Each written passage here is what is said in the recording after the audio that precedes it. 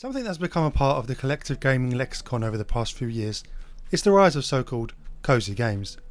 Many of these games are not new, but the coalescing of them into a singular genre has only happened in the past few years. The genre isn't always defined by a particular gameplay style, but more a feeling. Usually, these games contain bright, colourful graphics, feature peaceful gameplay focused on relaxation, and are typically somewhat open-ended. Popular examples are the likes of Animal Crossing, Stardew Valley, and Unpacking, to name a few. Essentially, the lack of any stressful situations whilst playing the games could be considered the hallmark feature. Perhaps because of this, a whole style in itself has arisen from the term, which goes farther than just the games, but a whole aesthetic, which can be easily visible just from surfing through Instagram. It's not unsurprising, perhaps, that the genre outwardly seems to feature a much more visible presence from women who have historically faced difficulties with some toxic corners of the internet in certain gaming communities. These games and the communities that surround them are typically very welcoming and open, and this makes it much more appealing to groups that have often felt excluded. So, why am I talking about this topic, you ask? Well, I wanted to submit into the gaming consciousness my own favourite example of a cosy game, Dawn of Man. At first sight, it might seem like the game does not fit into the genre. The Steam page describes it as a survival/city builder, in which players have to overcome the challenges of the harsh conditions early humans faced in just attempting to not die. The graphics also appear to be functional rather than stylistic, lacking any particular flair. But play the game on a specific mode with the right settings and everything falls neatly into place, and has become something of a comfort blanket for me. Starting up the game, you can pick various different maps or challenges, each with their own set of conditions, ranging from the somewhat favourable to the downright harsh and inhospitable. These on their own are all really fun, and I do encourage people to try them out, but where the coziness comes in is with the community.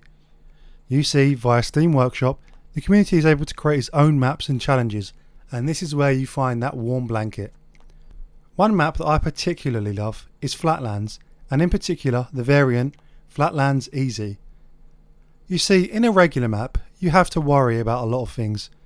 You have to worry about resources, having enough food nearby, of having good land that can support farming, access to water, all sorts of different things. On this map, resources are abound. You never really have to worry about it. Additionally, on regular maps, you occasionally get attacked by raiders and packs of wolves. Nope, not here. The maps in this game are really big, and I like to position my village next to this big lake in the forest.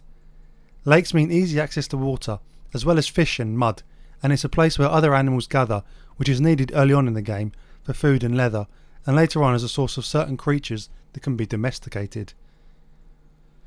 The game starts you off with 8 villagers, all standing around in a circle, emerged from the primordial swamp. Surrounding them are loads and loads of sticks, which can be used to build their first huts. In addition, you have some bundles of other resources and tools, which are needed to get a start in building a little habitat for your early people. The game handles resource management quite nicely. Effectively, you can set up work orders, which provide a circle range in which certain activities take place. This can be collecting flint or stone, harvesting wild fruit and vegetables, getting tannin from trees, you get the idea. You can assign how many people will work in this activity and the maximum amount of resources they will take. It's a nice system because it means the gameplay is really about managing the level of workers assigned to each task and balancing storage space, rather than having to micromanage every villager's activity. Slowly but surely, the camp starts coming together. Huts are built, storage tents are erected, the first production buildings are put down.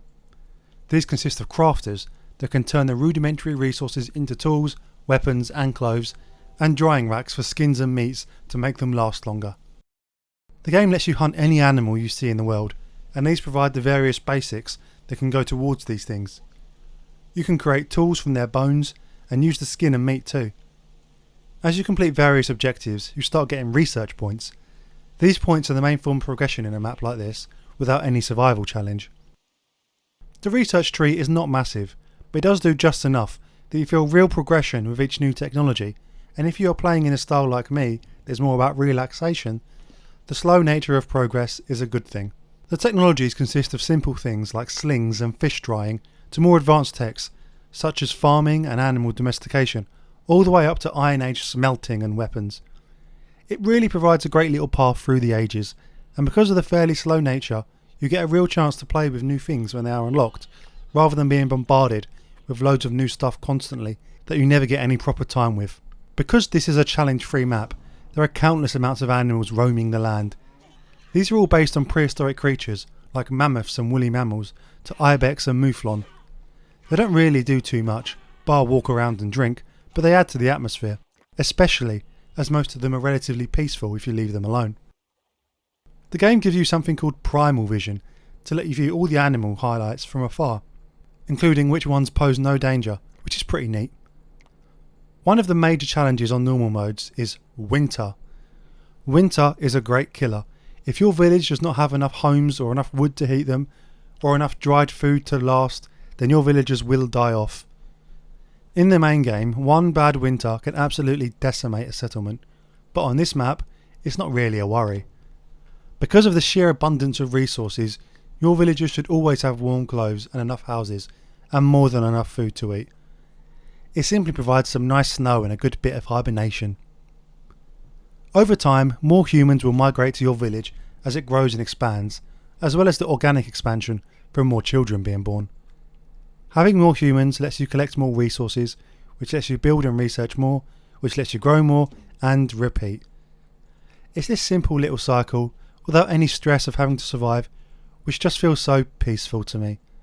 Nurturing my little hamlet and watching the little people go around their daily business without any cares in the world seems to transfer upon me, and that's why it just feels so cosy. Seeing people living so well in what is usually a stressful situation is perhaps the reason why I enjoy it so much, and why it feels so peaceful to me. The hours just fly by when I'm playing it, and it really puts me in a better mood. Further down the tech tree, your villagers will eventually be able to learn how to farm and domesticate animals. You can plant all different kinds of crops, some of which are used for bread, others for vegetables, some for flax for weaving into linen. It really makes them self-sufficient. Each crop is planted in one season and harvested in another, so picking out the right ones for the right amount of people is key. Domesticated animals too provide huge benefits, from sheep giving wool for clothes to goats providing milk for cheese. It moves your people on from being hunter-gatherers to a proper settled community, and at this stage, things can pretty much run themselves, with the only input required being occasionally moving around work orders or expanding into new areas. It's just so quaint to me. Earlier on, I said that the graphics were functional, but by this point in the game, I come to really appreciate them. There's just no fluff, no extraneous things that aren't needed, no annoying pop-ups or online features that get in the way. It's just a game, simple and clean. To wrap this up, I really like Dawn of Man.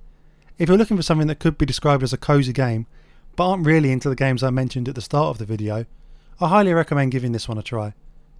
It's not a fast-paced RTS, nor is it a grand strategy focused on building empires. It's just a little game about a group of early humans trying to survive. You can play it on the normal modes if you want a survival challenge, but if you're like me and just want something a little bit more relaxing to settle down to in the evening, you could do much worse. Thank you so much for watching. As always, subscribe and stuff. Bye.